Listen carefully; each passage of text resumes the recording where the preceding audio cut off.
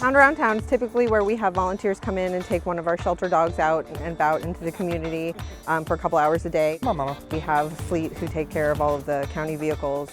They come in and take an animal for a portion of the day. This is Nala. They're close by, so they just walk right over, pick up a dog every morning. So we usually just ask the shelter to pick out one that needs to come out, that's been there for a while, or who needs a break, away from all the noise and the hustle and craziness. But you actually get to see, for the most part, what they're truly like in this environment.